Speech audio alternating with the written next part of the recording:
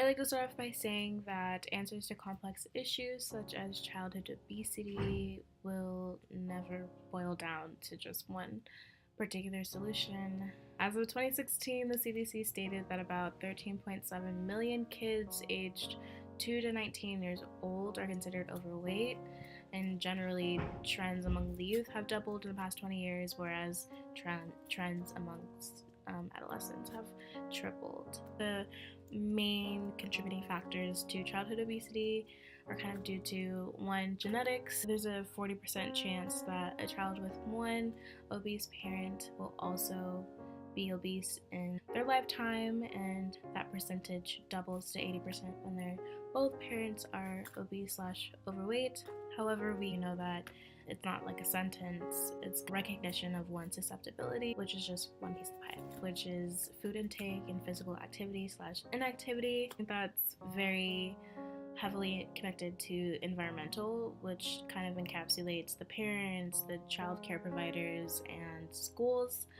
I think that as far as parents go, it is the parents' responsibility to educate themselves to provide a better life for themselves and also their children. But we do know that parents aren't always with their children. They do spend a significant amount of time in school. Parents can only teach what they know. So I find the argument that the problem of childhood obesity really falls solely on the parents a little bit classist, because when we look at the data, like, we're not really worried about well-off families, children and families that aren't in those categories, and their access to food, being a parent, having a lot of responsibilities and having financial burden being placed on top of that. When you're consistently being told that food is super cheap, that they're value meals, they're the dollar menus, and it's cheaper than actually eating healthy, because that is also something that we've talked about in this course, how it is actually cheaper to just healthy foods opposed to eating out on a weekly basis.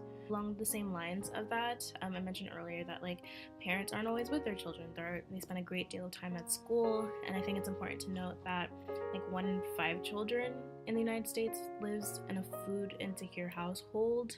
According to the USDA, they find a food insecure household as a lack of consistent access to enough food to sustain a healthy and active lifestyle. Another article that I found, about 22 million children rely on the free or reduced price breakfasts.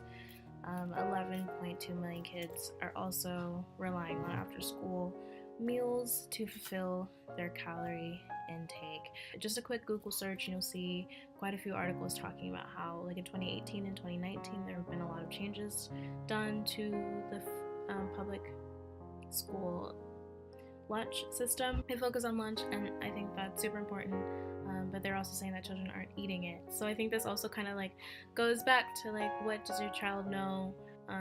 The parents can only teach what they know. A lot of the information these days comes through media. A study that I found done in the United States, Australia, and about 8 European countries in 2005 found a significant correlation between the proportion of children overweight and the numbers of advertisements that encourage the consumption of energy-dense, micronutrient-poor foods. Advertisements that are made to make like these unhealthy foods look very healthy.